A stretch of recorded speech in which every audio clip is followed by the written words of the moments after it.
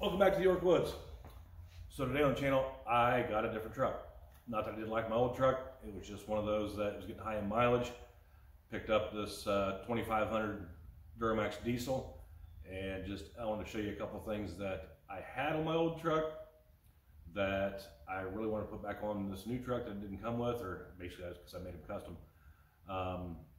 But one of the things that if you own a truck like this that has the multi-pro tailgate, you'll know or notice that you can't leave your hitch in, because when you put down the tailgate, it's not that the tailgate doesn't just go down.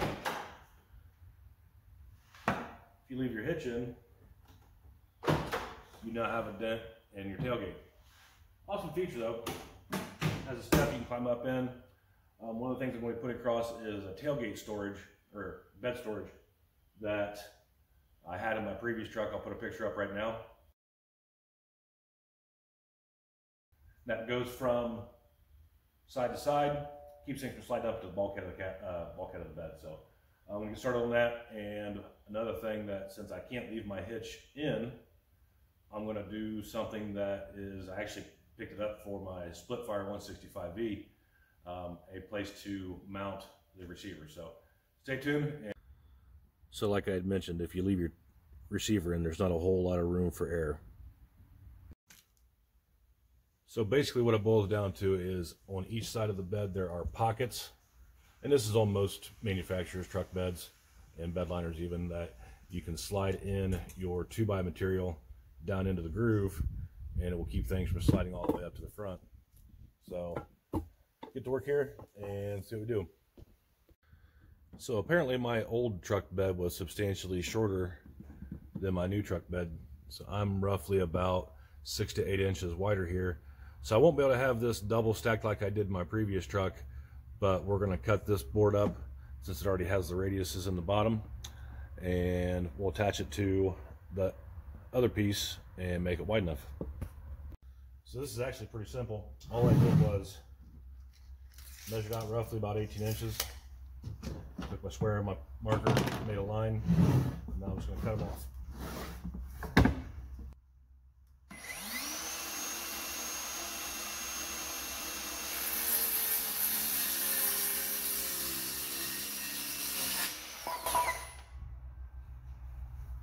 So what that does is that leaves me with a piece of scrap and the 2 pieces I cut off. This will be adjustable. So I'm going to climb up into the bed here.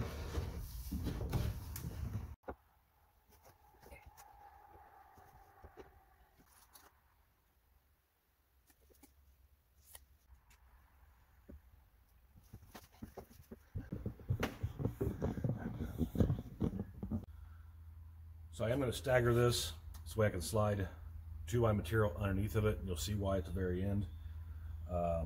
So I got 1 hole drill. I'm going to put 4 across here, and my measurements ended up being roughly about 2 7/8, 2 3/4. And I've got my holes pre-drilled here, pre-marked, so let me drill them.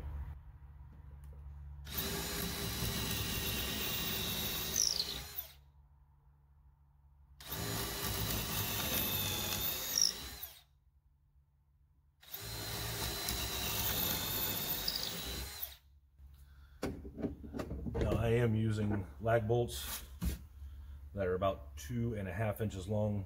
That way it doesn't go all the way through the material.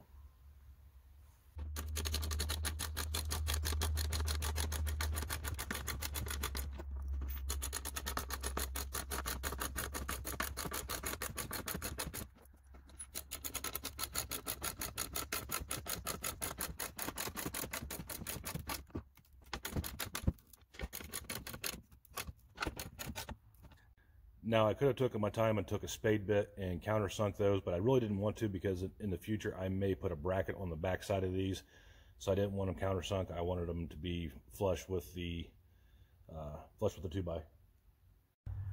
And then it's just wash, rinse, repeat on the other side.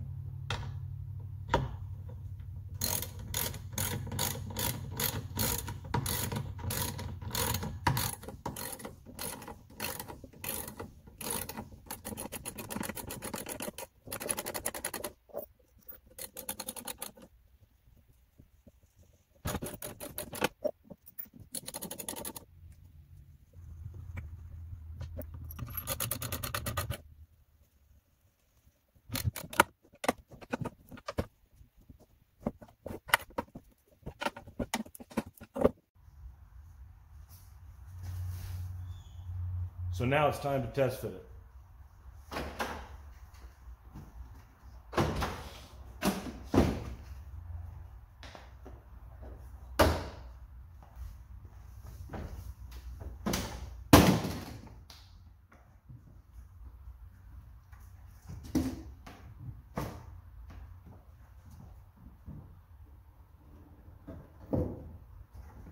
Fits like a glove. So one of the reasons why I want to leave this gap here was to be able to slide the 2x material underneath of it and have the multi-pro tailgate. When it does come all the way up, that step becomes a tailgate in its own. So I don't necessarily have to do a bunch of strapping to keep the 2x material from sliding out of the bed. So when the tailgate is up and configured like this, you kind of get the idea of what it's like to have something up underneath here, come back into the tailgate, and it still stays in position. So if you've got one of these, it's kind of slick, because if you got to put in a screw that's a pretty good distance away and you can't hold it, you can actually magnetize your screwdriver just by rolling it around inside of there a little bit, and then when you go in, the magnet will go into the screwdriver.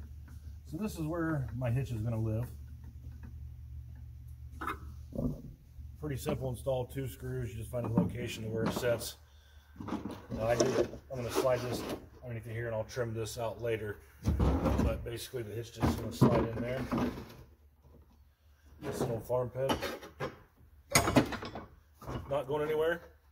And now my hitch is outside of my receiver. I don't have to worry about running into it. Another reason for doing this is to handle fuel. So whether it's diesel, big gas cans, small gas cans, keeps it from sliding forward. Make sure if you are transporting fuel, you want to do it in a safe way. If I was going to go on the road with this, I would actually run a ratchet strap from inside one of those hooks through the handles back over to the other hook to keep them from sliding side by side, and the tray keeps them from sliding forward and back. So again, if you are transporting fuel, make sure you are doing it in a safe way. So thanks for watching. Hope this helps somebody out. These things are super simple, super easy. You can customize and make them your own. So no reason to follow exactly what I did, but hopefully it sparks some ideas for you. It even is good enough to hold your favorite brand of chainsaw. So hit the like, subscribe. I'm going to try to put the other video that I did on what I carry with me of my old video somewhere up top if I can figure out how to do that. Otherwise, take care and keep cutting.